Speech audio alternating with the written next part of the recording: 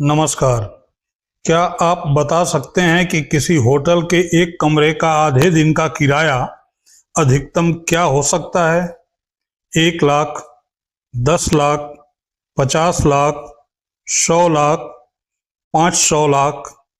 नहीं, इससे भी अधिक, 1000 लाख से भी अधिक। अब आप सोच रहे होंगे कि ऐसा होटल किस देश में है। वे कौन हैं जो मात्र 12 घंटे के लिए 1000 लाख से भी अधिक खर्च करते हैं? उनके पास ये इतना पैसा कहाँ से आता है? तो संक्षेप में जवाब सुन लीजिए। होटल है सऊदी अरब में। 12 घंटे के लिए 1000 लाख अर्थात 10 करोड़ खर्च करने वाले सज्जन हैं आपके भारत के प्रधानमंत्री नरेंद्र मोदी। पैसा भी आपका ही है, आप द्वारा टैक्स के रूप में दिया गया। आइए अब इसे विस्तार से समझते हैं। प्रधानमंत्री नरेंद्र मोदी ने अप्रैल 2025 को सऊदी अरब की यात्रा की थी। यह एक ऐसी यात्रा थी जो सिर्फ 12 घंटे चली, लेकिन खर्च हुआ 15 करोड़ से भी ज्यादा। जी हाँ, सिर्फ 12 घंटे और खर्च लगभग उतना जितना एक छोटे राज्य का वार्षिक बजट। सवाल उठता है, आखिर इतना पैसा कहां गया? 22 अप्रैल को मोदी सऊदी अरब पहुंचे। मोदी को 23 अप्रैल तक वहां रहना था, लेकिन जम्मू कश्मीर के पहलगाम में आतंकी हमले की वजह से यात्रा बीच में ही रद्द करनी पड़ी। 22 अप्रैल की रात को ही प्रधानमंत्री ने वापसी का फैसला लिया और 23 अप्रैल की सुबह दिल्ली पहुंच गए। यानी पूरी यात्रा चली सिर्फ 12 घंटे से थोड़ी अधिक। अब आइए खर्च की बात करते हैं। आरटीआई एक्टिविस्ट अजय वासुदेव बोस ने जद्दाह स्थित भारतीय वाणिज्य दूतावास से जानकारी मांगी। जवाब में जो आंकड़े सामने आए उन्होंने सभी को चौंका दिया। 12 घंटे की इस यात्रा पर खर्च हुआ 15,54,03,792 रुपए 47 पैसे। इसमें से सिर्फ होटल किराए पर 10,26,39,658 रुपए खर्च हुए। परिवहन पर 4,05,79,930 रुपए। बाकी बचा 1,21,86,202 रुपए, लेकिन इसका ब्यौरा सरकार ने नहीं दिया। सवाल यह है कि जब सऊदी अरब सरकार मेहमान प्रधानमंत्री की मेजबानी कर रही थी, तो भारत सरकार ने अलग से इतना होटल खर्च क्यों किया? क्या यह सरकारी दौरा था या किसी निजी शाही जश्न का हिस्सा?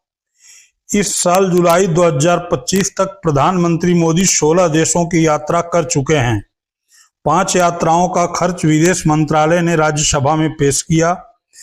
पता चला फ्रांस की 4 दिन की यात्रा पर 25 करोड़ 59 लाख अर्थात प्रतिदिन औसतन 6 करोड़ 40 लाख। अमेरिका एक दिन 16 करोड़ 54 लाख। थाईलैंड एक दिन 4 करोड़ 92 लाख। श्रीलंका यात्रा पर 3 दिन में 4 करोड़ 46 लाख रुपए खर्च हुए।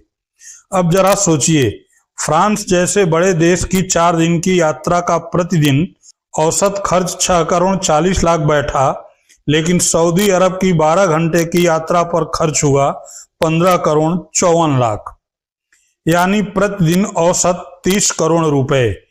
यह सब उसी मोदी जी ने किया जो मिनिमम गवर्नमेंट और मैक्सिमम गवर्नेंस का नारा देते हैं, लेकिन करते हैं मिनिमम टाइम्स मैक्सिमम खर्च। सरकार में मेरा सबसे बड़ा सिद्धांत रहा है minimum government maximum governance.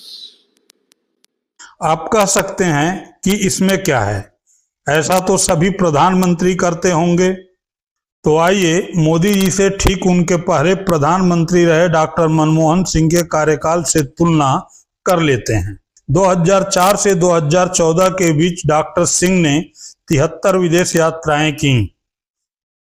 New Indian express के अनुसार 10 साल में कुल खर्च हुआ लगभग 1346 करोड़।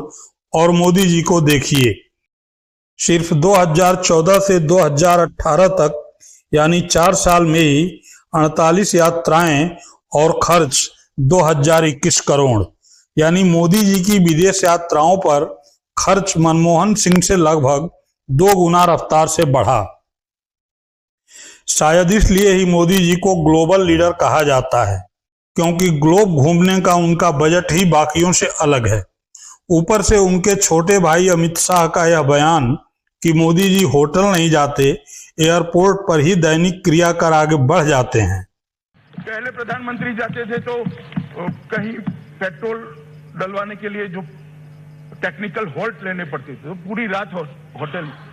नरेंद्र भाई ने आज तक किसी भी टेक्निकल होटल में देश के खर्चे से होटल करे बगैर एयरपोर्ट पर बैठते हैं, वही स्नान करते हैं और पेट्रोल डलवाकर आ देते हैं। खैर, अब कुछ अहम सवाल खड़े होते हैं। मसलन, जब सऊदी सरकार खुद आतिथ्य देने को तैयार थी, तो भारत सरकार ने 10 करोड़ से ज्यादा होटल किराए पर क्यों फूंके? 12 घंटे की यात्रा का फायदा देश को क्या मिला? जब कश्मीर में आतंकी हमला हुआ और यात्रा आधे में ही खत्म करनी पड़ी, तो जनता के टैक्स का यह पैसा आखिर किस काम आया?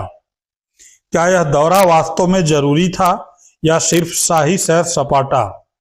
विपक्ष लगातार मोदी सरकार पर निशाना साध रहा है कि प्रधानमंत्री देश की समस्याओं से ज्यादा विदेश यात्राओं में व्यस्त रहते हैं। संसदीय दल भेजा जाना कोई गलत नहीं है। जरूर देश का पक्ष दुनिया के अलग अलग देशों में जाके रखना चाहिए, इसमें कोई बुरी बात नहीं है।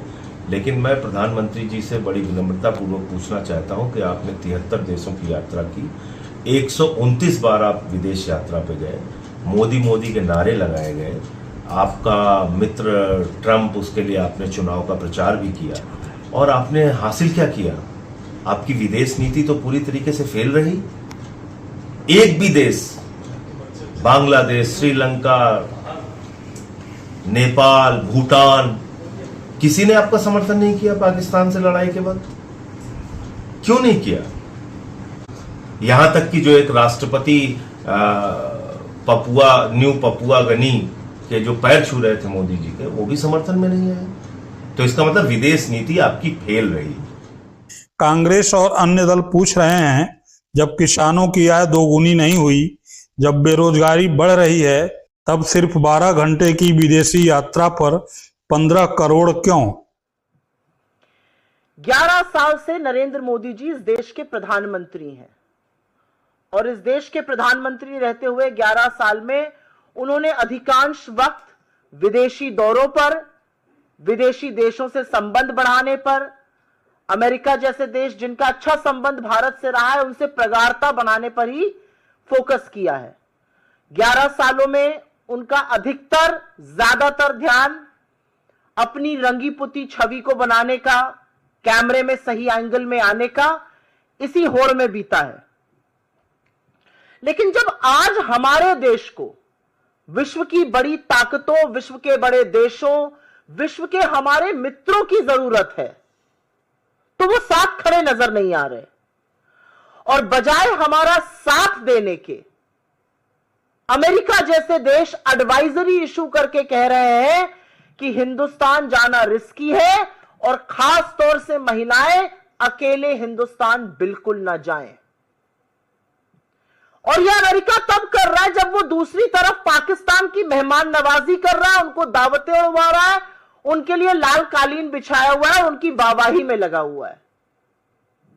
11 साल से विदेश नीति का फलसफा यह है कि हमारे लिए एडवाइजरी इशू हो रही है कि हिंदुस्तान ना जाइए, और पाकिस्तान के लिए दावतें सज रही हैं। सोशल मीडिया पर भी लोग तंज कस रहे हैं, मोदी जी की 12 घंटे की रुकने की फीस 15 करोड़, तो 5 साल की फीस का हिसाब कौन देगा? दोस्तों, लोकतंत्र में सरकार जनता के टैक्स के पैसों से चलती है। प्रधानमंत्री की विदेश यात्रा का महत्व है, लेकिन सवाल यह है कि क्या ये महत्व इतना है कि सिर्फ 12 घंटे में 15 करोड़ रुपए खर्च कर दिए जाएं? क्या यह पारदर्शिता और ईमानदारी है या शाही अंदाज में जनता के पैसे का दुरुपयोग? आपका इस पूरे मामले पर क्या कहना है? क्या प्रधानमंत्री की इस यात्रा का खर्च जायज है या इसे जनता की गाढ़ी कमाई की बर्बादी कहा जाए? कमेंट में अपनी राय जरूर लिखें और अगर वीडियो पसंद आया हो तो चैनल को सब्सक्राइब करें। मिलते हैं अगले एपिसोड में। धन्यवाद।